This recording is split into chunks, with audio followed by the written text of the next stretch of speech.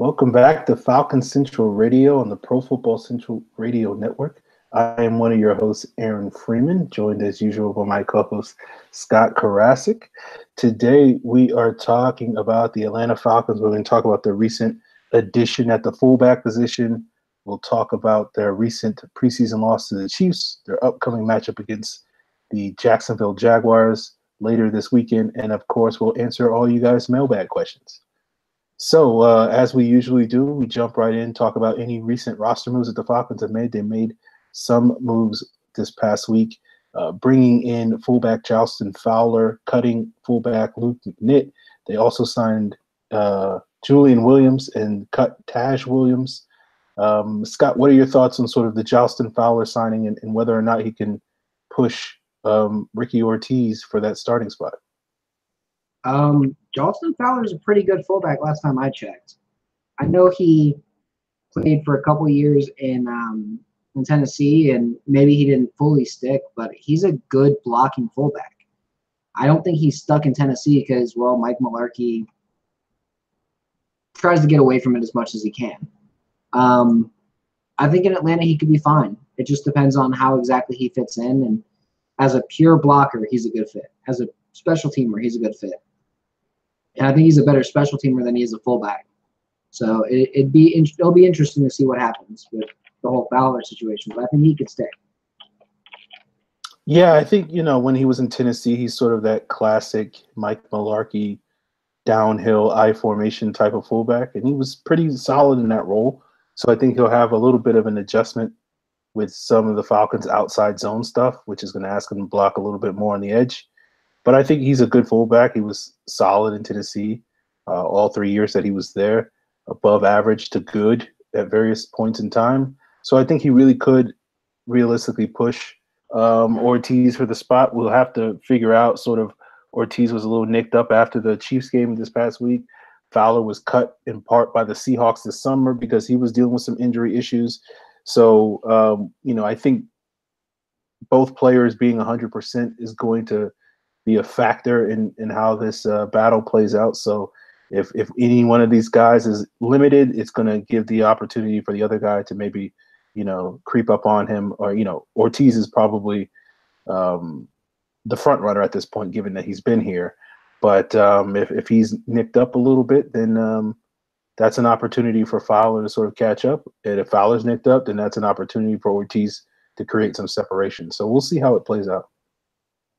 Well, that, and I think Fowler, I don't think he got cut for talent reasons. I think he just got cut because like you said earlier, injuries, and you can only come back from so many injuries with the same team. Before they're like, well, we've got other guys who aren't injured, so I'm not worried about it. Yep.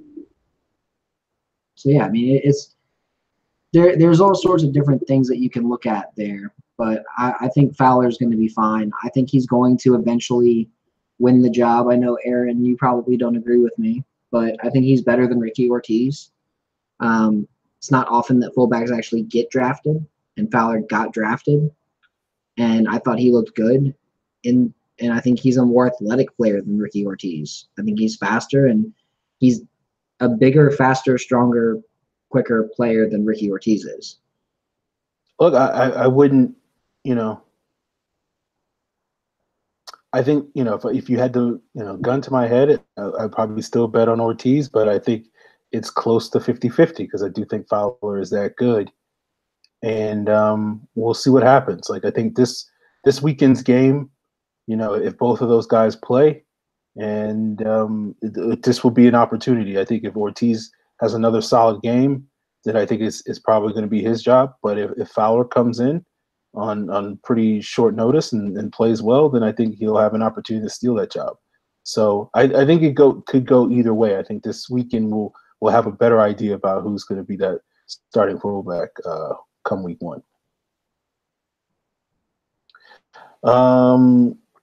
Looking back to last weekend's game, and one of the standout players I thought was Ricky Ortiz, but there were some other ones in the Falcons' 28-14 loss to the Kansas City Chiefs. We saw the first-string offense, actually look like the first-string offense and put some points on the board. Yeah. The only points that the Falcons scored that game, but that's kind of I don't know if you want that, but that's kind of what you expect. You expect the unit with Matt Ryan and Tevin Coleman to score points as opposed to Matt Schaub and Ito Smith or Kurt Benkert and Justin Crawford. So that's kind of what we saw. Yeah, I agree. It's weird when a game like that, where it's a loss, feels like a win. Just because after the Falcons pulled out their first two strings, that's when the Chiefs came back and won and looked like the Chiefs. But before then, Atlanta was destroying them, and it wasn't even close. And that Chiefs defense looks atrocious. So I'm looking forward to this next week because I don't think we learned too much about the Falcons against the Chiefs. I think we saw some flashes throughout the night on guys like Sanat, guys like Zimmer. Celestin looked good again. I thought Riley, he improved, but not too much. And I thought Foye Oluokun looked even better than he did the first week, and he's just starting to improve even more. Ridley looked great. Ridley probably is the best returner on the roster. The team as a whole, the offensive line looked great too. Both first and second strings looked good. So there's definitely a lot of positive to focus on from this game. Yeah. You mentioned that the Chiefs defense looked questionable, and it didn't shock me the next day that they signed Orlando Scandrick because we saw what Ridley did to David Emerson. We saw what Marvin Hall did to David Emerson, and it was one of those things where it's like, yeah, man, that Chiefs defense, if you're relying on David Emerson to sort of be one of your top three corners, you're probably going to be in trouble. And good for the Chiefs to get Scandrick, so that helps them out a little bit. But yeah, I think in terms of what the Falcons did, I thought Ridley had a really sort of strong performance, showed some of the skills that, why he was considered to be the top receiver in this past year's draft class. I thought Tevin Coleman looked really sharp. I think he touched the ball like 3 times and averaged like 7 yards a carry. They were running behind Brandon Fusco quite a bit on that opening drive.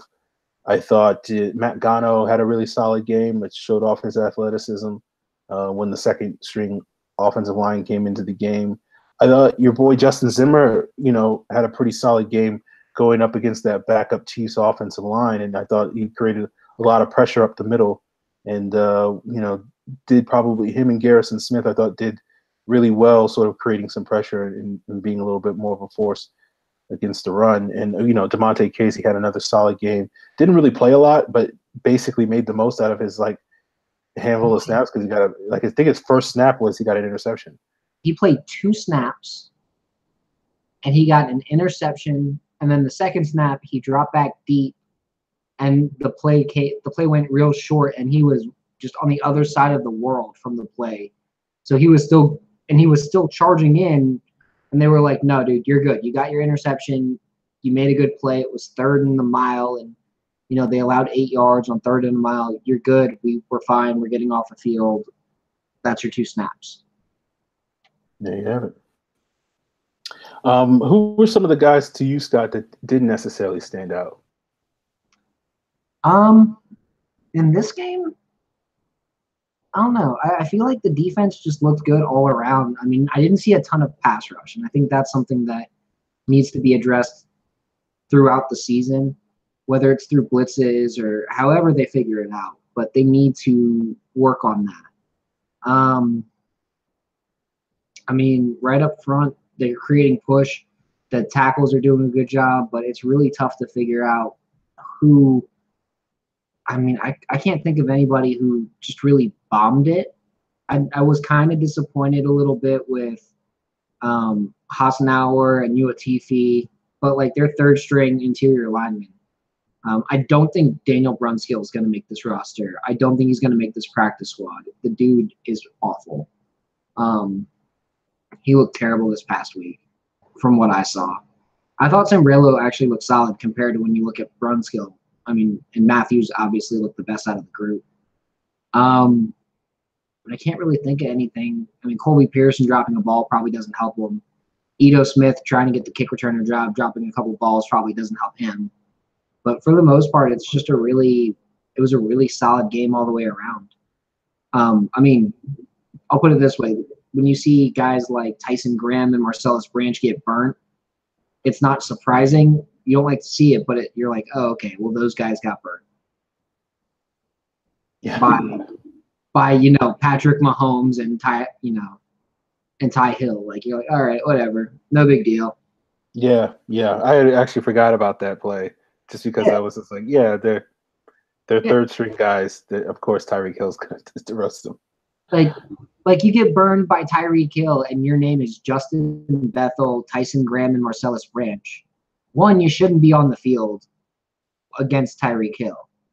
Two, the Chiefs put Tyreek Hill against you for that reason.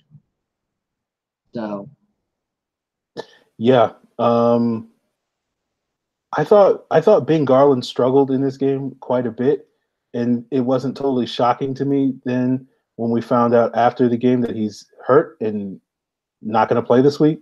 So, I don't know how much his injury had to do with his poor play, but I imagine they are related because I thought he struggled mightily in this game, going up against backups. And I was like, what's going on with Ben Garland? Like my initial thought until I found out he was hurt, I was like, oh, he's just really bad at being a guard and he should just always be a center.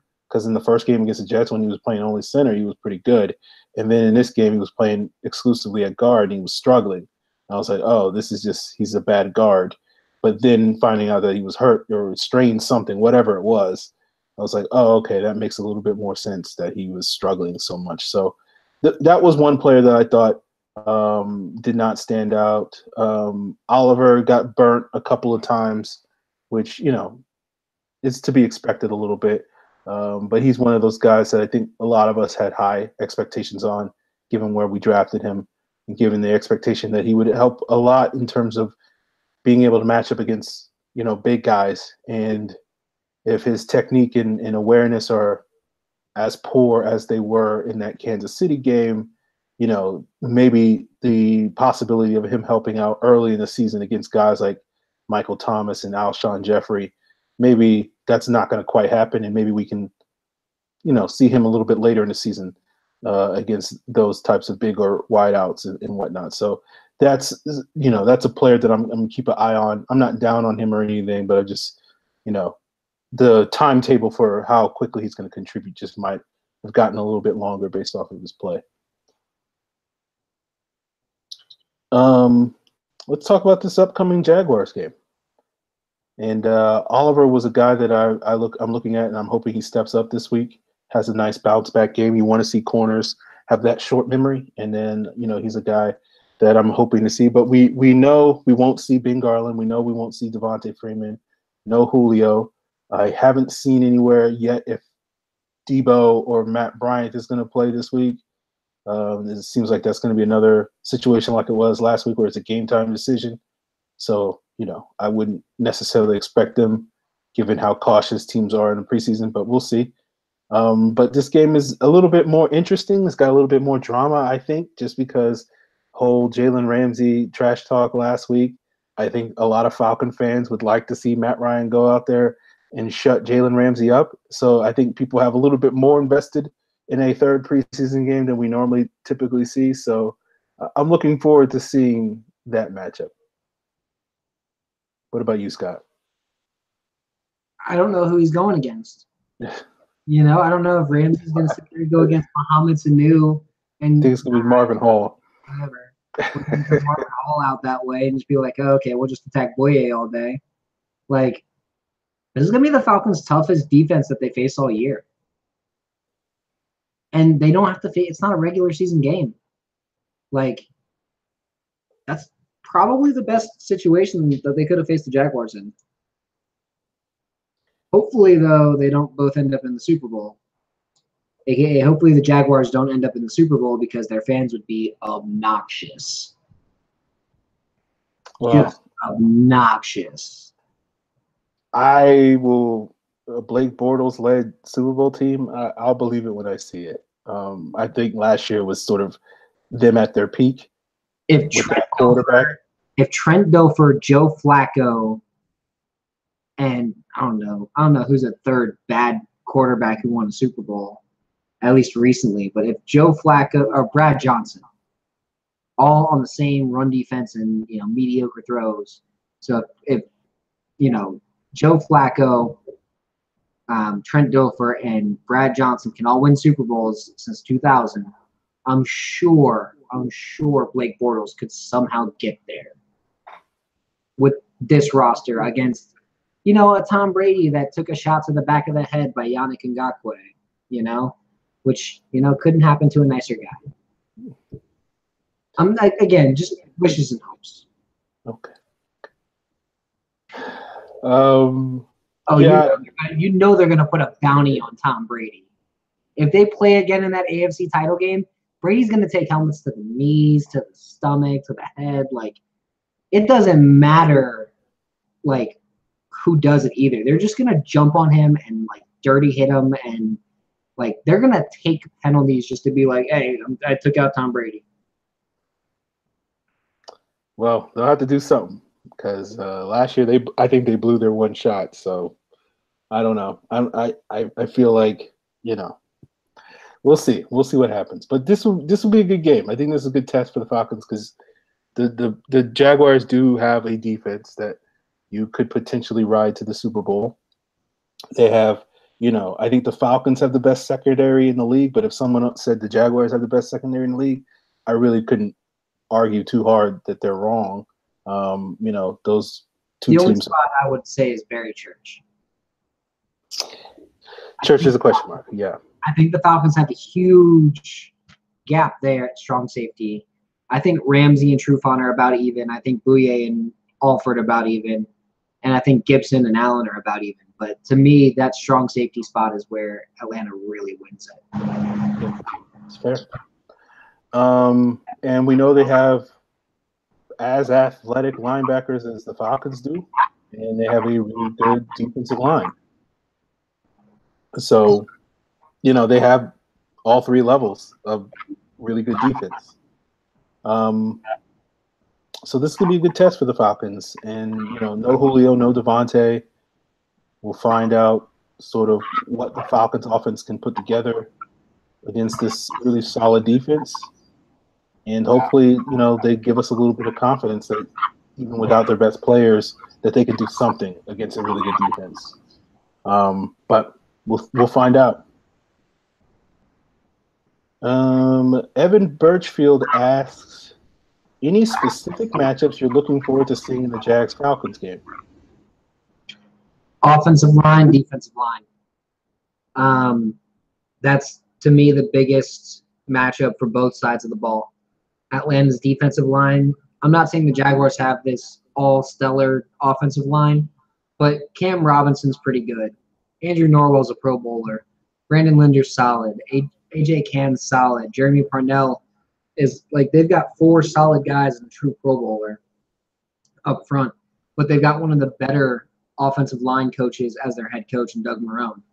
And he's going to make sure that they are all schemed around properly. So when it comes to their offensive line, like, that's going to be a good offensive line that works well together, which is the best comparison I can give you is Atlanta Falcons 2010 when they had Claybo and Dahl and McClure and Blaylock and Sam Baker. Like, you don't have one guy who truly stands out, but you've got, except for like Norwell, like on that line it was Claybo. But outside of those guys, everybody else is solid. They're not great, but they're solid. So I think overall as a line, they're really good. They're a good test for Atlanta to get to. And Bortles is a good quarterback to see how you manage your pressure because he's mobile like two of the quarterbacks in the division that we're going to see all the time. On top of that, Breeze has ridiculous pocket presence. So Bortles is a good, at least practice quarterback for that. And then on the offensive line for the Falcons, you're going against the best defensive line in the league. Clay Campbell, Malik Jackson, Avery Jones, Yannick Ngakoue. That's just the starters. Then they got Marcel Darius coming in, Taven Bryan, Dante Fowler Jr., Dwayne Smoot. Like, they've got depth for days on that defensive line. Like their defensive line, if you said, hey, Atlanta, you can have their defensive line if you just give us yours, I would gladly give up Vic Beasley and Tack and Grady Jarrett as much as I love all three of them. Because I think that's how much better Jacksonville's players are. Yeah. Can't deny that. They got depth. And then they got and a line that can get 50 sacks in a season. Yeah. I mean, Calais Campbell was a Defensive Player of the Year candidate last year. Yannick Ngakoue, I don't know if he led the NFL in sacks, but I think there was a point where he was leading the NFL in sacks last year. He only had 12 last year, though. Okay. So I know that I think it was early in the season, but I thought there was a point last year where he had like 8 sacks and everybody else had like 5 or something like that. But yeah, it was like 6 weeks in or something like that. And Malik Jackson's Malik Jackson. If you don't know who Malik Jackson is at this point, I don't know what you've been watching football the last 3 years. And when Marcel Darius is your backup defensive tackle, like you have a talented roster. When Taven Bryan might only play like 10 snaps this year, you have a talented defensive roster. If he would have been drafted by the Falcons, we'd be probably talking about how dominant a player he would be on that interior defensive line. So, and with that being in mind, that's one of the matchups I'm looking forward to seeing, sort of our backup offensive lineman against Taven Bryan, and seeing sort of if they can handle that first step quickness.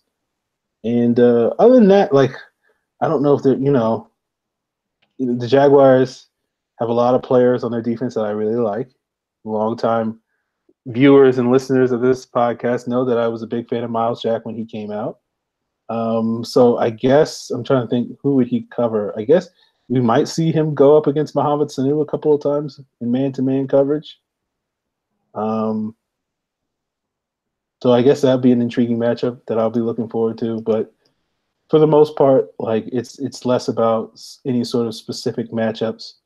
Beyond what Scott said, our offensive line versus their defensive line and vice versa. So it's just mostly like individual players, whether they can step up and whatnot, because part of the problem with the preseason when it comes to matchups is you don't know how long guys are going to play. You don't know if that guy's going to play in the second quarter, is that guy going to play in the third quarter, those types of things. So not too focused on specific matchups, but those are a couple that I'm curious about. Evan's next question is, how do you expect the playing time to be during the dress rehearsal game with Freeman and Julio likely out? Ooh, that's going to be tough. Because I can honestly tell you that I have no earthly idea. Normally they go about halfway through the third quarter, but I could see a situation this year where they barely play the first half. Like, we barely play everybody through the first half. We've seen every permutation under Dan Quinn. We've seen them go into the third quarter. We've seen them play barely a quarter. It really just depends on how well they're playing. Like a couple of years ago, I can't remember which game it was. I want to say it was against Arizona, whether that was last year or 2 years ago. Like they only played like a quarter in that game because they were really struggling in that game. And they basically like, there's no reason for them to keep playing. And it's interesting because one of the things that Dan Quinn said this past week when he was asked about how long they were going to play, he said it's not a fixed time. It could be 4 series. It could be the entire, first half and then some. It's just really about whether or not they do the things that we want them to. They have some goals, some check. They got a checklist that they want them to do. And if they can come out and look good early against the Jaguars defense, then I think you can see a quick hook for the starters. If they come out and struggle, then there's a chance they might linger a little bit longer. But if we're watching Matt Ryan get teed off on, like we saw in that Dolphins game a couple of years ago, then they're going to pull him, and they're going to pull the rest of the guys. And we're not going to risk injury to some of these guys for a preseason game. So it really is sort of tough to figure out exactly what they'll play. They'll sort of play it by ear. I think they have a plan where they'll be like, we want to get these guys at least 4 series, and if they score some points in those 4 series, then I think you could see a quick hook. But after that point, they're sort of playing it by ear. Okay. Moving on to the rest of the mailbag, unless you have anything else you want to add about this Did we game, miss this Brian's Jaguars question? game. Huh? Did we miss Brian's question? Oh, I figured him and Evan's question were about the same, but if you want to take it, go ahead. Yeah, because basically he's going at your homeboy Brian. How well do you think the Falcons match up with the Jaguars? I think he's talking in a general sense. Okay. I Saying thought that he was I talking wouldn't about. be surprised for them to meet in Super Bowl 30 or 53. I would love for them to meet in Super Bowl 53. I think they match up really well. I think Atlanta has an overall edge on the offensive side of the ball if you compare the two offenses to each other.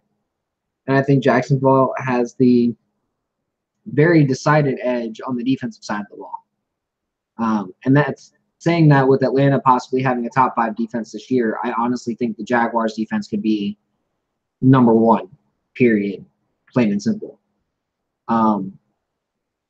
Like, that's how good the Jaguars defense is. Like Seattle 2013 caliber,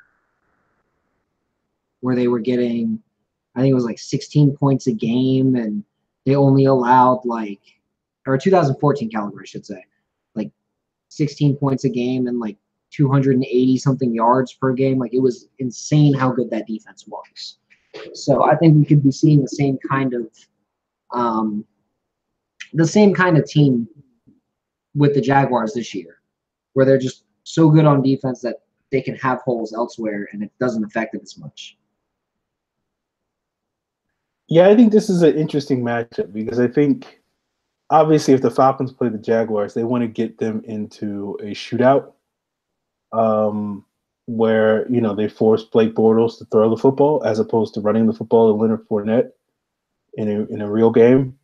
The Jaguars will do what a lot of teams have done against the Falcons to varying degrees of success, which is run the football and play great defense and hope that they can keep it low scoring enough and control the clock and do that sort of thing. Basically, how Philly has beat us 2 years ago, which is just pound the ball down our throat and then just, clamp down on our offense because they can control the line of scrimmage with their defensive line.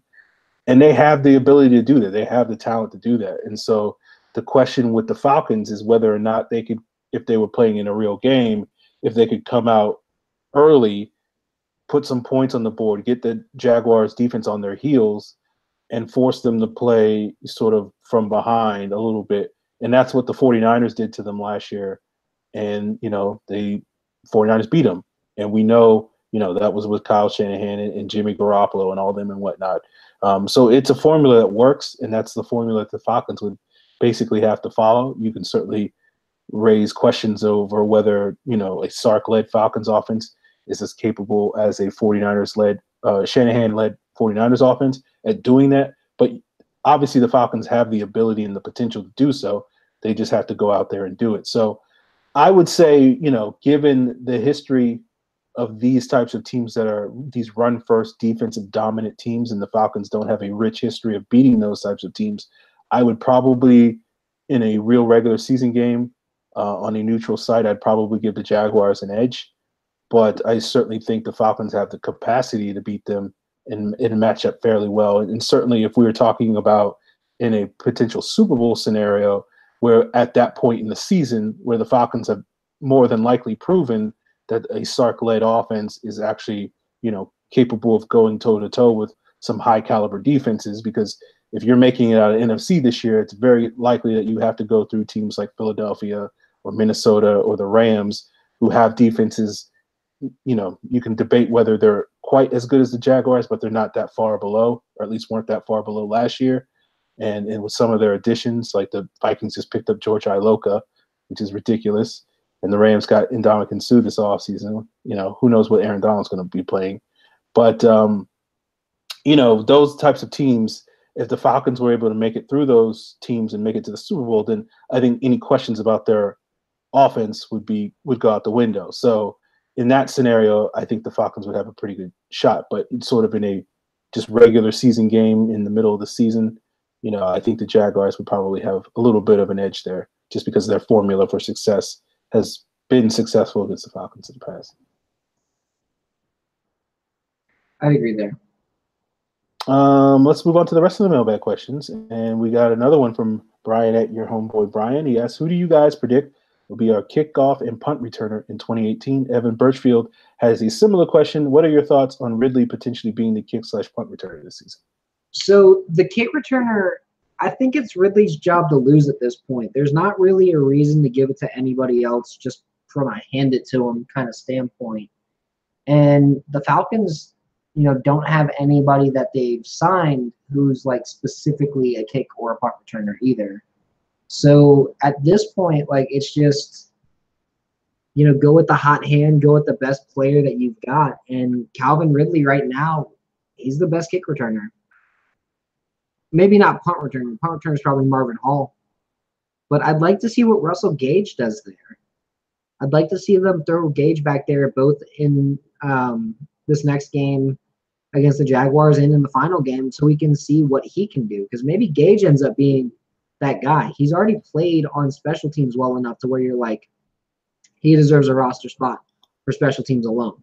And then he made that great catch against the Chiefs. So, I think Gage has earned his roster spot. Why not see if he can be the kick and punt returner?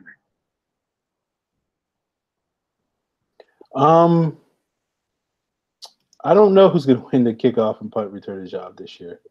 I would say, like, if you asked me if the season started tomorrow, who would do it? I'd probably say Marvin Hall would do it. But I feel like it's still such a toss-up right now that it's really anybody's job at this point. Anybody can come in and take that job either this weekend or the following week. I do think, the Falcons are certainly playing around with the idea of Calvin Ridley being the kickoff returner. I would be surprised if they did that, but I certainly would be in favor of it. I don't necessarily see the injury risk as far as kickoffs go as being that high to the point that it would worry me because, most kickoffs are touchbacks anyway. And when you play in the Georgia Dome, pretty much all of them are touchbacks. So I feel like outside of like 6 games, he would not really have to be worried too much about injury risk in terms of him having to be able to return kicks. Punts is a different matter just because, you have guys, you're standing still and guys are sprinting full speed at you trying to, decleat you and whatnot. So I wouldn't necessarily want him to be a punt returner, but him returning kickoffs, like I'm fine with that. Like, it amounts to maybe like 2.5 at most more touches on average per game. Like that's fine. Get the ball in the hands of one of your top playmakers. If 2.5 more times, I'm cool with that. For what I think is a pretty low injury risk. But I think right now, it could be Hall. Hardy had a decent punt return. I'm still waiting to see Reggie Davis get a look there. I feel like Reggie Davis is the guy that could wind up taking that job just because I think from a skill set standpoint, he has the skill set to do so, but we haven't seen him yet. So I don't know. Like, I feel like, I went into the summer thinking it was going to be Ito Smith and Isaiah Oliver. I think Ito Smith muffing those 2 kickoff returns this past week pretty much eliminates him from the competition. Oliver's still in the mix. No one else has really sort of taken the reins for that punt returner job. So maybe him as well. So again, could be Ridley, could be Hall, could be Davis, could be Oliver, could be Hardy. Who knows at this point? So, take a guess, I guess. At Jelani234 asks, thoughts on Jonathan Celestin after the second preseason game? I think right now Celestin's making that push to be that 6th linebacker on the roster behind Aluakun and Ishmael as a backup. I think you got Celestin, especially as a strong side linebacker where he can come up and blitz. That's where he looked the best, and I think that's his best fit. So have him right behind Devondre Campbell this year in that role, and I think he'll look great. Yeah, I think of the, we knew 5 linebackers were pretty much locks to make the team going into the season or going into the summer with Deion Jones, Campbell, Duke Riley, Foye Oluokun, and Kamal Ishmael. And so it was a question of whether a 6th guy would emerge. And I think, as Scott said, Celestin has been the best of that bunch And if you're going with the best player, then he makes the most sense right now, just because he's been probably the surest tackler that isn't a starter on the team. He's shown, ability in coverage. He's shown ability on special teams. He's shown blitzing ability. So he's shown good instincts and all this. So he's pretty much checked every box that you would want him to check. And it's really just about, over these last 2 games, giving him as many reps as possible to see what he does with that.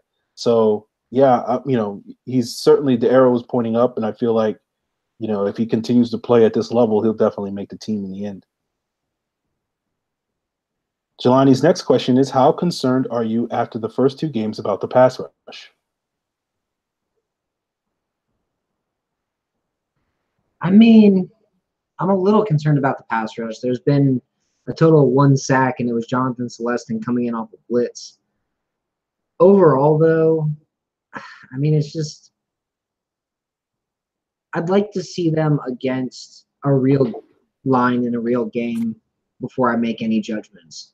Ask me 3-4 games in when there may not be any sacks on the board, or for all we know, there's 15 sacks on the board. I just want to see what comes out those first 4 games. So if after 4 games they've got 10, 11 sacks, I'll be okay. If they've got 3, I'll be sitting here like, what in the hell are they doing? They need to get some pass rush. Yeah, well, look, I've been worried about the Falcons pass rush since 2006. So there hasn't been a point since then that I haven't been worried about it on some level. So that is just a constant worry, concern for me, pretty much 24/7, 365. But that being said, we've seen some things from Tack so far this preseason in limited action. We've seen a little bit from Grady Jarrett in limited action. We haven't seen much from Vic Beasley. We've seen a little bit from Jack Crawford. We haven't really seen a whole lot from Brooks Reed and Terrell McClain. We've seen a little bit from Dejan Sanat. So I think there's not necessarily too much reason to be too worried, because we've seen guys flash a little bit in this summer. And like Scott said, I'll sort of wait and see what happens during the regular season. I want to see what they do against that Philly offensive line, which is, when healthy, is arguably one of the top 5 offensive lines in the league. I think Pro Football Focus ranked them number 1 going into the season. So, how they fare against that, if they do a good job against Philly, then, any worries I had just go away. If they struggle against Philly, it would be like, okay, well, Philly's got a great offensive line. What do they do against Carolina the next week? And Carolina, we know right now, looking at their offensive line, looks like it's going to be pretty awful, with injuries to Khalil and Darrell Williams, Taylor Moton taking over one of those spots. Greg Van Roten or something like that is their like new starting left guard or something like. So they have a lot of question marks. They had question marks even before they had injuries, and so now they have even bigger question marks with at least 2 backups starting for them potentially. So like if the pass rush isn't there for that game, then I will definitely be very concerned moving forward. Evan Birchfield's next question is, which position group is better, the Falcons linebackers, defensive linemen, or defensive backs? The Falcons have arguably the best defensive backcourt in the NFL. I'd put them in Minnesota and Jacksonville all in the same kind of grouping. So I'm going to go with defensive backs. The line's good. The linebackers are good. But the backs are the best. The backs are one of the best groups in the league. And I'd put the line before I'd put the linebackers, just because I think they've got 2 good to great linebackers, between Deion Jones. I think Deion Jones is great. I think Devondre Campbell's good. And then they've got a bunch of average or up-and-coming linebackers where, Foye Oluoka and Duke Riley, they both have a lot of athletic potential. They both have a lot of intelligence on the field. The question is, how quickly do they pull it all together? Because if one of them can pull it all together completely, and who knows, maybe it's Oluoka, maybe it's Duke, I think we could see the Falcons with arguably one of the better linebacking corps in the league too. You just need to have them all pull it together. And Devondre Campbell, I know he gets a lot of KJ Wright comparison. But that really is his best comp, and I wouldn't be shocked to see him used very similarly to a mix between Wright and Anthony Barr this year, where he gets to blitz a lot, but he still drops back into coverage. He's one of those guys that can just do it all, and he's got such a big frame. I mean, Atlanta's got a lot of different chess pieces on their entire defense. So when you've got that kind of versatility, you've got those kind of guys that can play every single solitary role within their position, you can only get better as a team. So, I mean, right now it's the defensive backs. Maybe after this season we're saying it's the line. But right now I'd put it on the defensive backs as the best group. Yeah, look, I think the defensive backs, it's far and away. It's not even a conversation to consider another group right now. Those guys have an opportunity to show it. I think, Scott said it, the linebackers is basically two guys and then a bunch of okay guys. Hopefully some of those guys will, over the course of the season, be a little bit better than okay. I still feel like Jones and Campbell have a lot of untapped potential. So there's an ability for those two guys to sort of rise up, as it were, and become, in the conversation for the top linebacker duo in the league, which they may or may not already be in that conversation. Certainly, as far as athleticism goes, they are, along with the Jaguars and the Panthers when Thomas Davis comes back. But I think the defensive line is to me where the questions really are. Like, even if the linebackers don't make that leap, I still feel like good with where they're at. Even if they're not like amazing, like they're fine. And certainly given what they do in coverage, I think they're more than fine. It's only really their issues in the run game. But the defensive line is sort of really, to me, is going to determine really how good this Falcons defense is going to be and what their ceiling is. If that pass rush and that run defense, it all starts up front, whether this defensive line is good enough to control the line of scrimmage against some of the better offensive lines they face, that remains to be seen. I think, they lost a lot in Poe. They lost a lot in Claiborne, among others. And we need to see certain guys step up, including Tack and Beasley and Jarrett and Crawford and Reed and Sanat and all those guys. So I feel like it's a good, solid unit, but whether or not we're going to be sitting here being, 4 months from now being like, man, we have one of the best defensive lines in the league, I think that's a big question. I think we certainly have some really talented players on that defensive line, but whether they can sort of collectively become a unit that's going to make teams fear us in the way that other teams look at the Jaguars defensive line like, are crapping their pants, that remains to be seen. So again, going back to what I originally said, it's the DBs. Maybe some of these other units can sort of even the score or make up some of that ground by the end of the year, but that's a wait and see for me. All right, our last question comes from Brian at your homeboy. Brian, he asked, do you guys think we have a better chance against Philly week 1 with Nick Foles or Carson Wentz at quarterback? Considering Wentz is coming off an ACL injury, would that give us an advantage if he starts week 1? I can't tell if this is a serious question or not. Nick Foles was a backup for a reason. Like, yeah, the Eagles, there you go, Nick Foles, a fourth quarterback who had no business winning a Super Bowl, but somehow did it against one of the best teams of all time. I don't know how the hell they did it because he had a hell of a coach. Because Nick Foles is not a guy who would normally win a Super Bowl when you look at it. Nick Foles is not a franchise quarterback.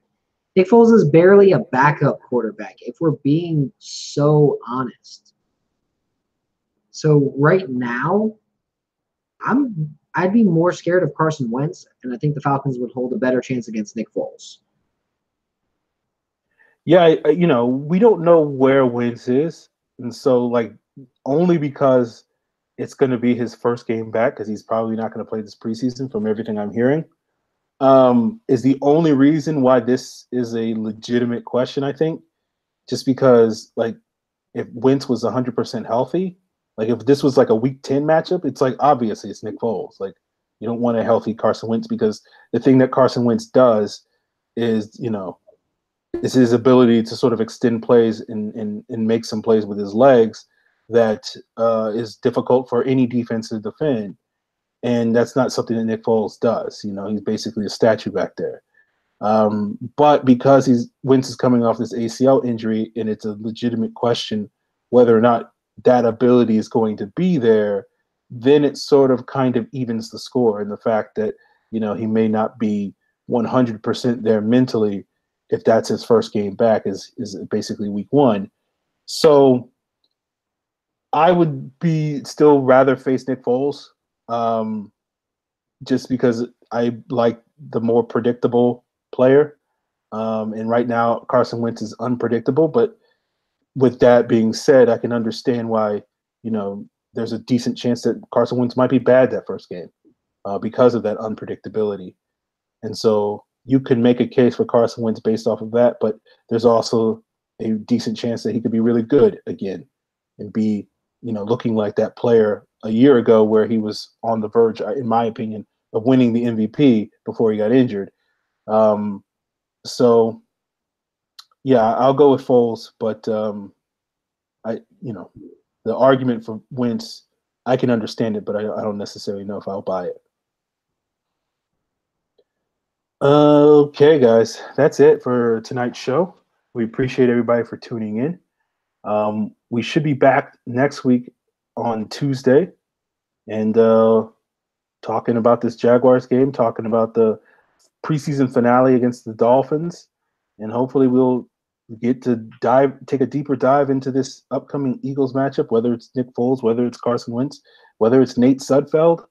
Those are some of the things that we'll talk about on next week's show. If you have any mailbag questions that you want to talk about, use the hashtag Falcons mailbag. I'm on Twitter at FalcFans. Scott is at Karasik S. Of course, check out all of our links on iTunes and whatnot at profootballcentral.com. Of course, subscribe to the podcast there. You can like us on YouTube and Facebook. Subscribe on YouTube and Facebook. I get my platforms mixed up. Like us on Facebook. Subscribe on YouTube. Ring that bell icon on YouTube as well, so you make sure that you never miss a live show, and as well on Facebook when we go live there. I think I got everything. All right, yeah, that's it, guys. So we'll talk next week. Sorry, I'm botching this outro. You always botch the outro. It is what it is.